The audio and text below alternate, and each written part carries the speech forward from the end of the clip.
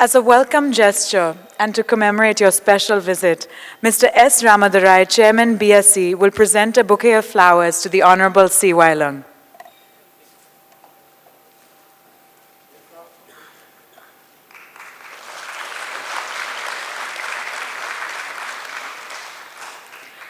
And it's the tradition at the BSE to begin every event by lighting the auspicious lamp. So I request you both to please proceed down to light the ceremonial lamp.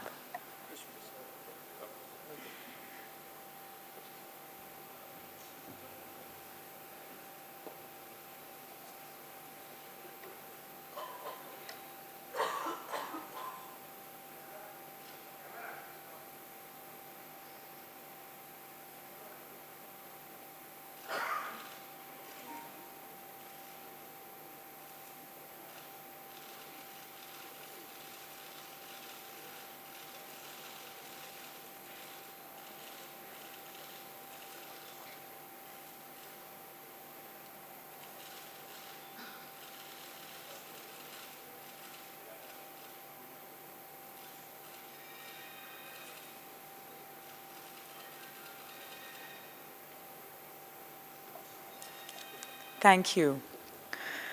We have all gathered here today for the special bell-ringing ceremony in honor of the Chief Executive.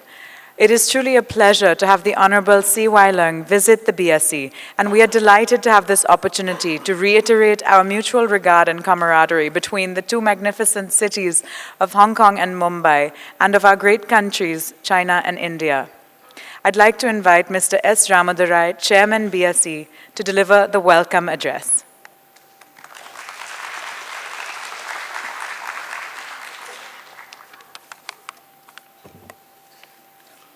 Welcome and a very good morning to all of you. I stand here before you to extend a very, very warm and heartfelt welcome to our guest today, Mr. C.Y. Leung, Chief Executive of the Government of Hong Kong, SAR. It's indeed an honor to have you here with us, sir. We at BSE extend our warmest welcome to you. Let me throw some light on Mr. Leung's brief background. He graduated from King's College, Hong Kong Polytechnic and Bristol Polytechnic.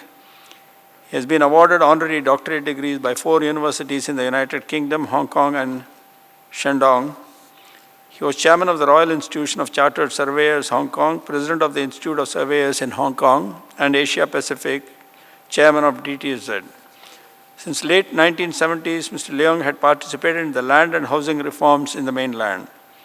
After the constitution was amended in 1988, he assisted mainland cities in land leasing matters on a voluntary basis. Between 1984 and 1997, Mr. Leung was involved in the preparatory work for the establishment of Hong Kong's Special Administrative Region.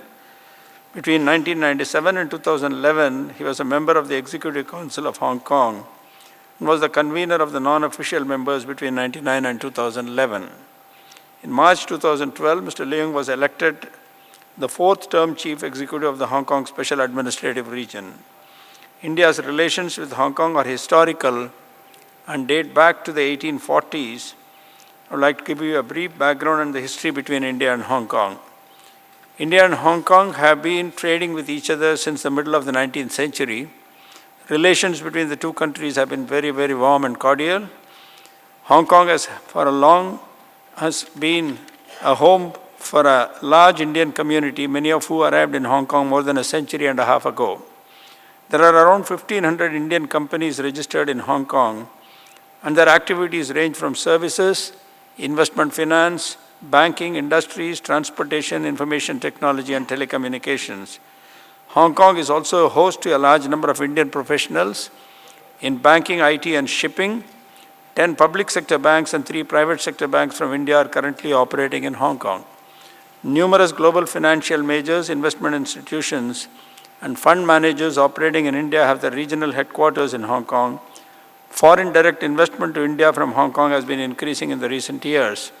Hong Kong is also a major sourcing center for the Indian companies and has emerged as a major re-exporter to mainland China of items it imports from India. The Indians in Hong Kong have traditionally been drawn from the trading community with strong cultural and social links to India.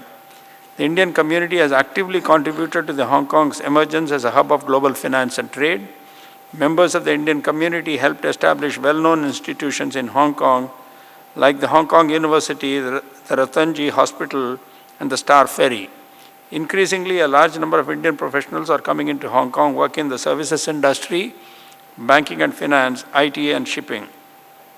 The Indian community in Hong Kong is estimated to be more than 45,000, and approximately half of them hold Indian passports. Sindhis, Gujaratis, Punjabis, Sikh form the largest component of the community. These are only some of the numbers that are available, and these are going higher with each passing year. BSE is oftentimes referred to as the Asia's oldest stock exchange, and currently we are celebrating the journey of 140 years of BSE of its successful sojourn.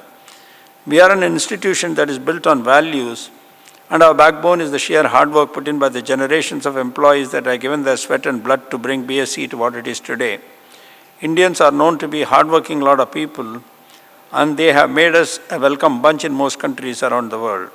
Hong Kong, for instance, has since decades supported and nurtured Indians who have resided in Hong Kong since the time immemorial.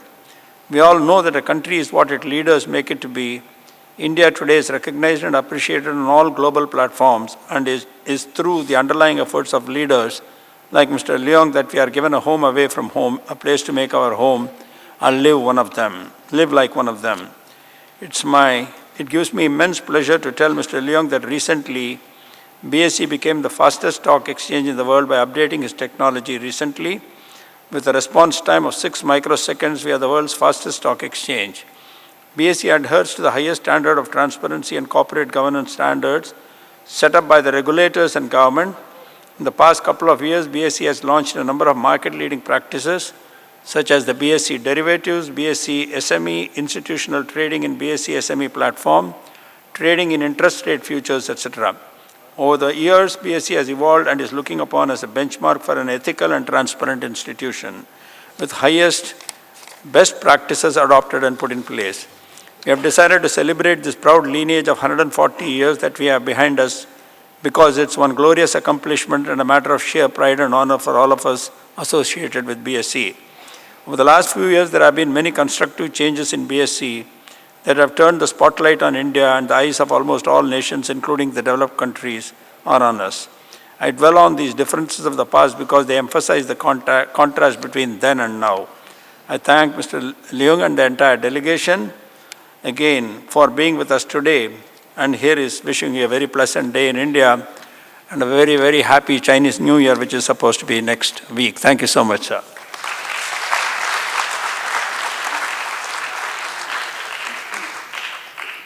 Thank you, Mr. S. Ramadurai. It is indeed a pleasure to have the Chief Executive with us here today. I'd now like to invite the Honourable C.Y. Leung to address the gathering.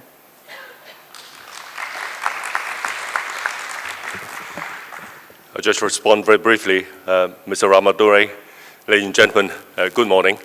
My fellow delegates and I are very pleased to be here this morning at BSE, which is the oldest stock exchange in the entire Asia.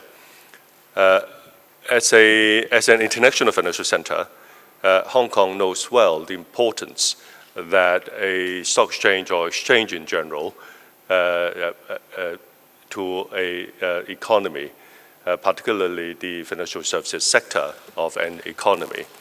Hong Kong has a stock exchange that's reasonably active. We were the largest IPO stock exchange last year. And the Hong Kong stock exchanges, and I use the word exchanges, which I'll explain why, also had a reasonably long history, because we started life with 4 exchanges which went through unification about 30 years ago. And about 20 years ago, something happened. And there's a favorite beer by the name of Qingdao became listed in Hong Kong, and that really heralded in the wave of mainland enterprises listing in Hong Kong. 20 years ago, Qingdao came to Hong Kong to basically sort of tap the fund within Hong Kong itself, but obviously Hong Kong is too small to provide the necessary equity funding for a big bank like ICBC. So when a big one like ICBC comes to Hong Kong, it's the channel function. It's not the pond function that Hong Kong plays, basically channeling in funds from other parts of the world to meet the requirements of companies newly listed in Hong Kong. The financial center in Hong Kong is very much an international financial center, and so we place a great deal of importance on international collaboration with other exchanges in different parts of the world, and that's one of the reasons why we're here. Another reason why I'm here, I suppose, is that the various business sectors that form the Hong Kong economy, well represented by the top leaders. There are 40 of them in this delegation visiting India, and they want to explore opportunities of growing their businesses in India. And you never know, one day these Hong Kong-owned or Hong Kong-managed businesses in India may have a need to raise equity at your BSE. So we're here today really to look for cooperation or understand the work of BSE more, and definitely between Hong Kong X, our own exchange, and BSE, there will be opportunities for cooperation as well. So with those words, I very much thank you for your hospitality, and we very much look forward to reciprocating your hospitality in Hong Kong. Thank you.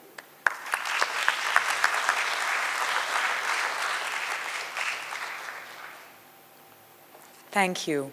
We'd now like to share a video that showcases the illustrious history of the BSE. Enjoy.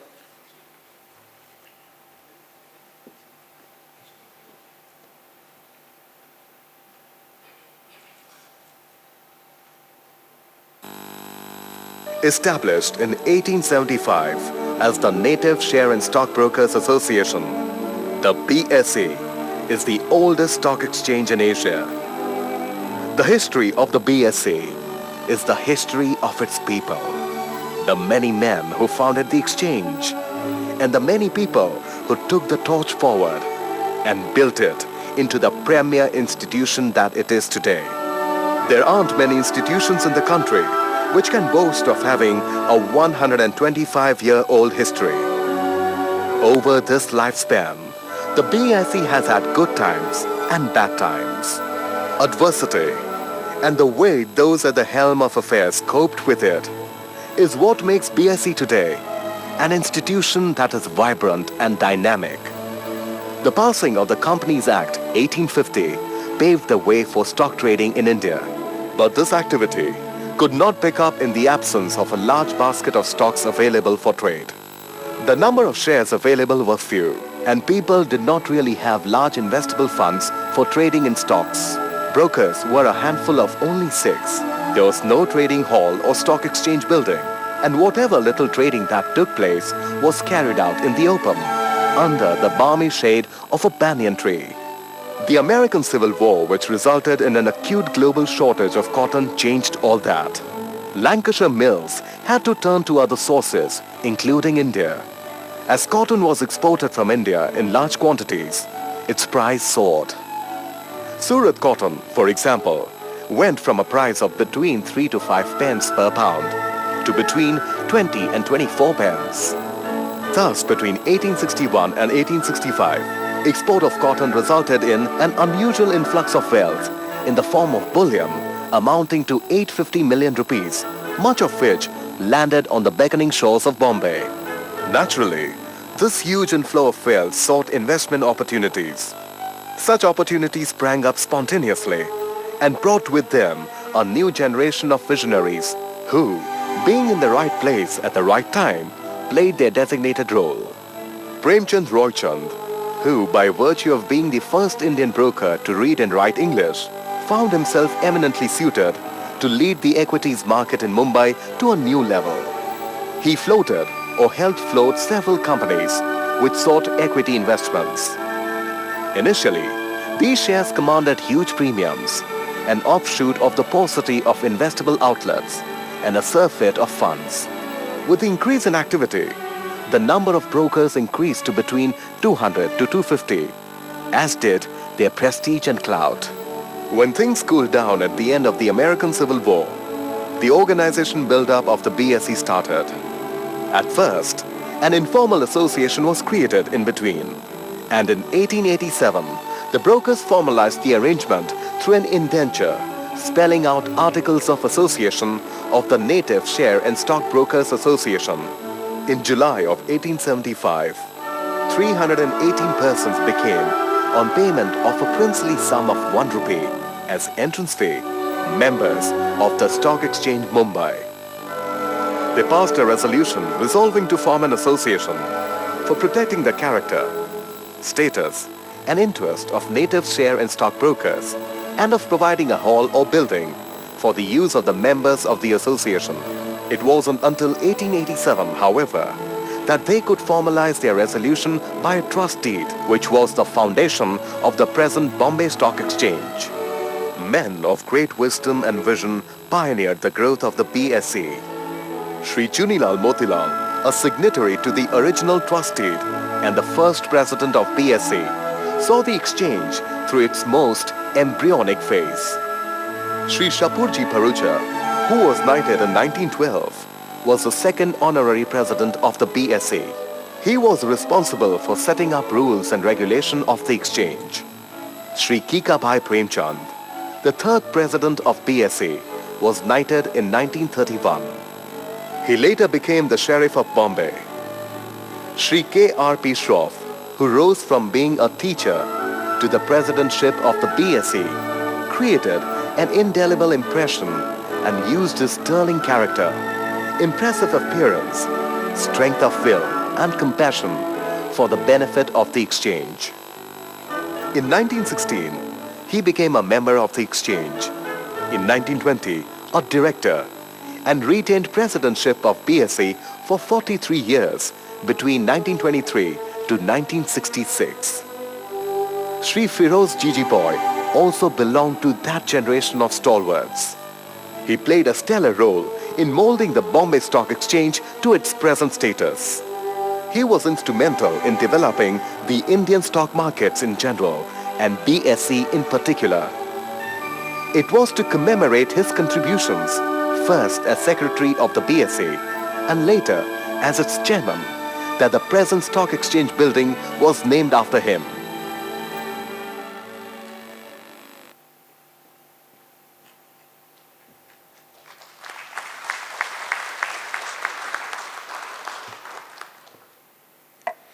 We would now like to share a presentation about a special initiative focused on startups and entrepreneurship. Zone Startups India is a collaboration between BSE Institute in Mumbai and Ryerson University's Digital Media Zone, Ryerson Futures Inc., and Simon Fraser University in Canada. It serves as an incubator for startups here by providing resources, facilities, and mentorship. I would like to call upon Mr. Ajay Ramasubramanyam, the Director of Zone Startups, to give a presentation on the initiative. Mr. Ajay Ramasubramanyam.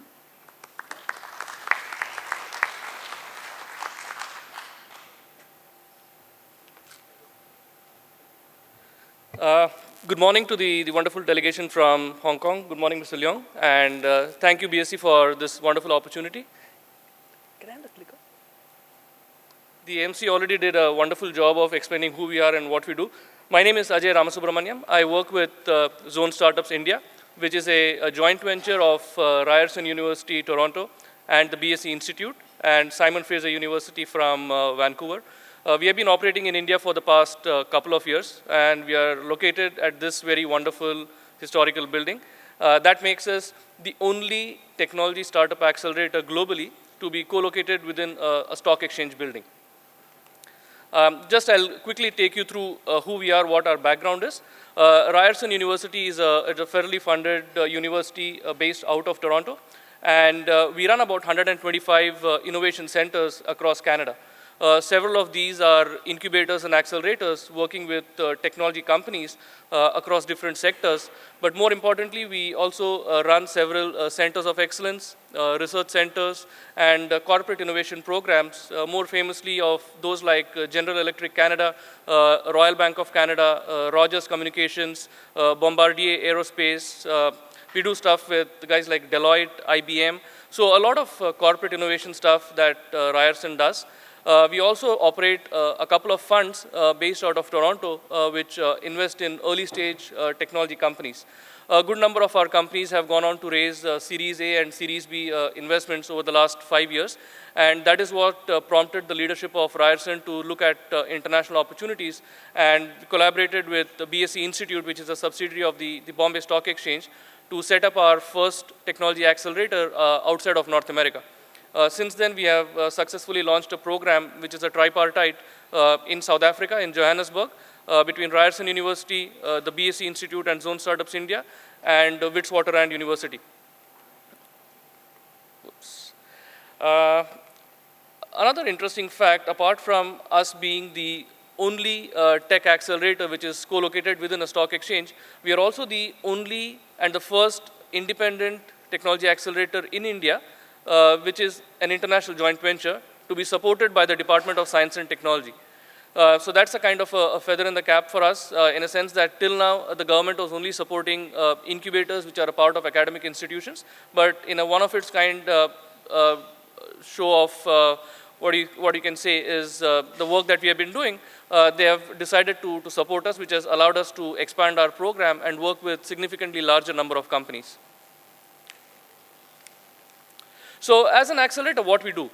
We work with early stage technology companies, both in the B2B and the B2C space. Largely the focus is on working with technology companies which operate in the B2B or the enterprise segment, because they are very agnostic of sectors or industries, and we can help them grow across different geographies within the country as well as internationally, given the kind of connect and network that Ryerson brings on the table.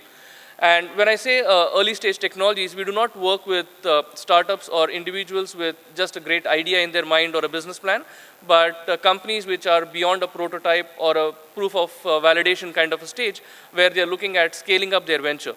And what we bring to the table, if we go on to the next slide, yeah, we provide them with a world-class co-working space at this very building.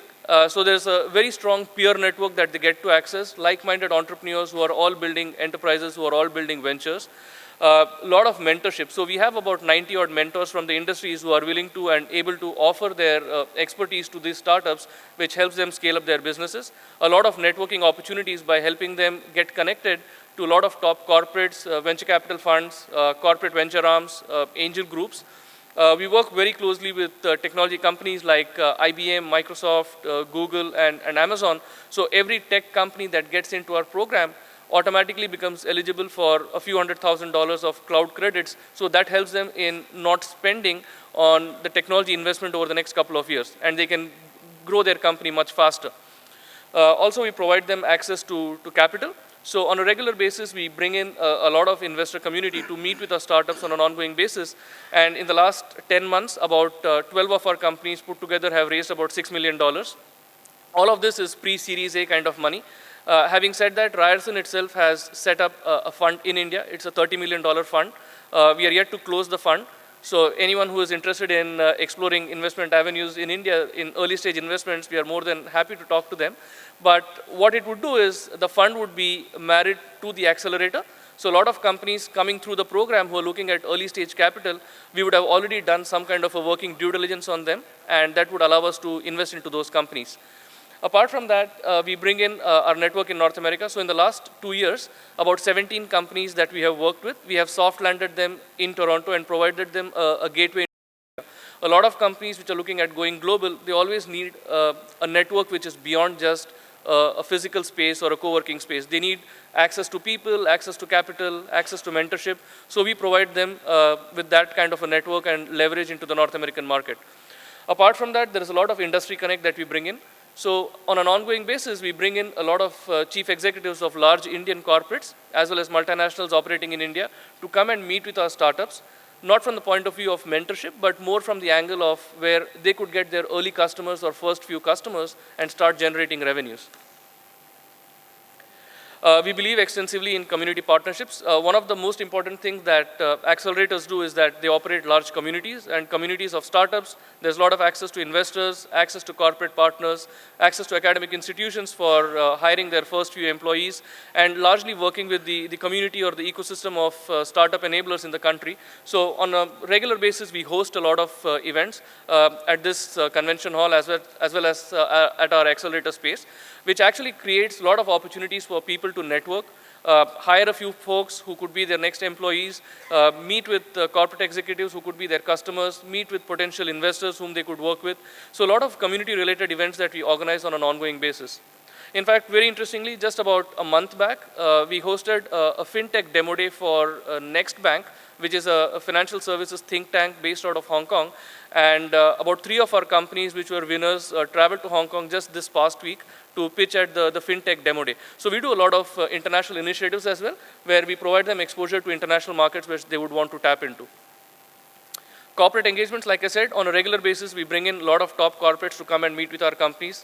Just a few names which I've visited in the last year and a half, and they have on an ongoing basis engaged with our companies. A lot of these companies have gone on to secure these corporates at their customers. In a couple of cases, they have managed to get some kind of a seed capital from these corporates to build out a prototype or a business which the corporates would want to integrate with their operations.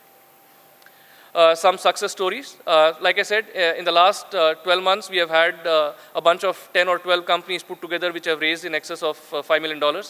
We have had about 4 strategic acquisitions. We run something called as the Next Big Idea contest, through which we provide soft landing for our companies or the largest startup ecosystem into North America. In the last 3 years, we have soft landed 17 such companies which have cumulatively raised in excess of $40 million. Citrus Pay, which was one of the first companies to be soft landed, was a 14-member company back in 2013 when we took them to Canada. They have since then raised about $30 million themselves and become a 250-plus member company. So these were some of the companies that we have taken to Canada over the past few years. We ourselves do not look at ourselves just as an accelerator or an incubator. We actually call ourselves as a hub of innovation, because on an ongoing basis, it's not just the startups from the country, but also international companies which look at accessing the Indian market, and we provide them with a very solid and a strong avenue through which they could network, they could get connected to people, access talent. And most of our startups come with a very solid kind of a corporate experience. Most of the founders having 5 to 8 years of work experience, having worked internationally. So it's more of a pool of highly qualified personnel, as we call it, with a lot of global experience, having been to prestigious academic institutions in India and overseas. We have created about 400 plus jobs in the last 2 years. So we are a net job creator. That is something that most economies look at when they look at incubators and accelerators. They look at them as city builders. And we feel that by supporting early stage entrepreneurs to build out their companies, we are also providing them an opportunity to create job opportunities for the next generation. And that is something that we would continue to build upon. This is just a breakup of the kind of company. So about 60% of our portfolio startups fall in the B2B or the enterprise segment, which means that they could be catering to different industries as diverse as oil and gas, it could be financial services, retail, media and entertainment, a lot of top corporates like FMCGs. So a pretty diverse kind of a breakup. So even though we are hosted at the Bombay Stock Exchange, which is the financial capital, we are not restricted only to fintech. A lot of people have a misconception that we might be focusing only on financial services, but that's not the case. The program kind of thrives on a lot of programming. So it's not just a wonderful co-working space where there's a bunch of entrepreneurs working out of there, but we need to be very iterative and dynamic as an accelerator ourselves. So just like a startup is very iterative in its business model, and it has to keep evolving and being innovative, we are very innovative in delivering a program. So there is no fixed schedule as such, but we bring in a lot of experts from the industry, a lot of corporates, a lot of investors. So there's a constant flow of very high quality people coming into the accelerator who engage with the startups or the entrepreneurs. So it's more about a hub which is a hub of networking and innovation. We do a ton of stuff in the corporate innovation space. In the corporate innovation space, as an accelerator, it is very important that it has to be very self-sustaining. The biggest problem that incubators and accelerators face globally is that they are dependent on government grant or government funding.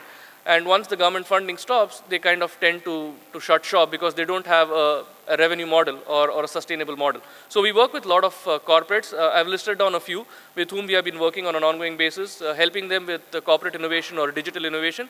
It helps us bring in a little bit of revenue, which sustains the operations. But at the same time, what it does is it leverages our connection in the industry much better. Last thing, we also run something called Zone School of Code. One of the biggest challenges that technology companies face globally is access to talent and early stage talent.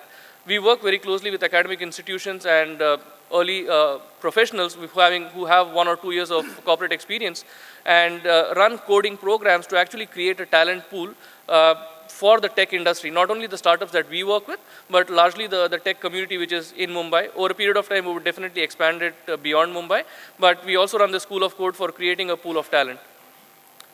And like I mentioned, we also have established a fund domiciled in India, a $30 million fund, which would invest in early stage technology companies, majority of them coming through the accelerator, but also open to co-investment deals which might originate through other networks of startups or VCs or early stage investors who might be looking at closing a round of funding. We are a team of 5 ourselves, very much supported by Mr. Ashish Chauhan, the MD of the Stock Exchange, and Mr. Amrish Datta from the BSE Institute, and Ryerson Futures from Toronto. The management team is frequently here. So there's a lot of connect happening both at the Canadian level as well as the Indian level. And I think that's the end of my presentation. Thank you so much.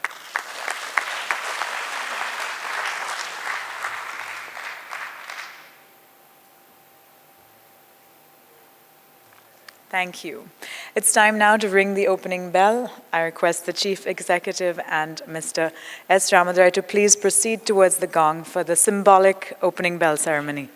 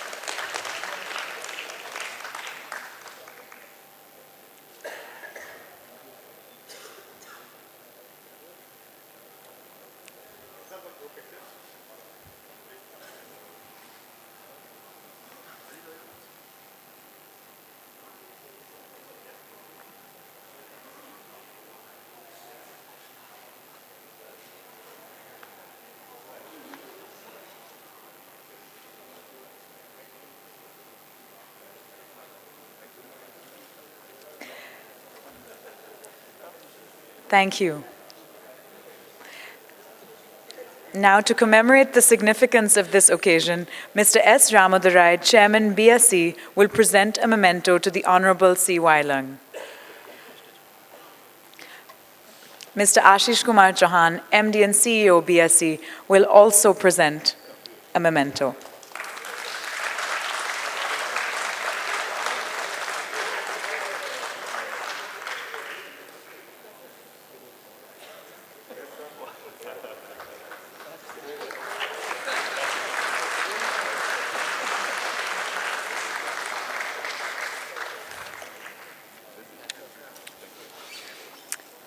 Our sincere thanks to you all for joining us this morning at the special opening bell ceremony in honor of the Chief Executive. We wish you all a very prosperous day ahead, and we hope the Chief Executive enjoys the rest of his time in India. Thank you.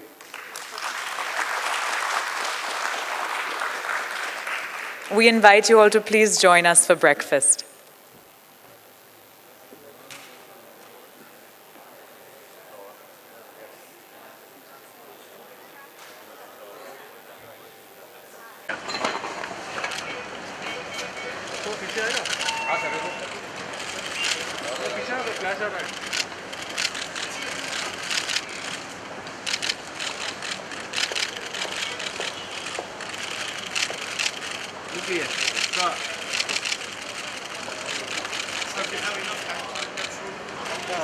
Mr. Leung,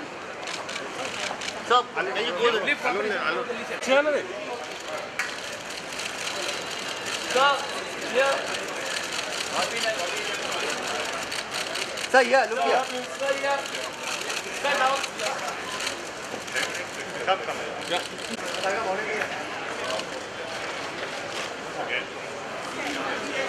Show over here, please. Show. Show.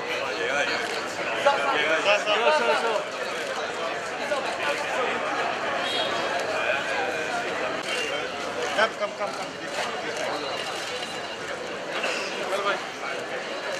Show over here, please. Show over here.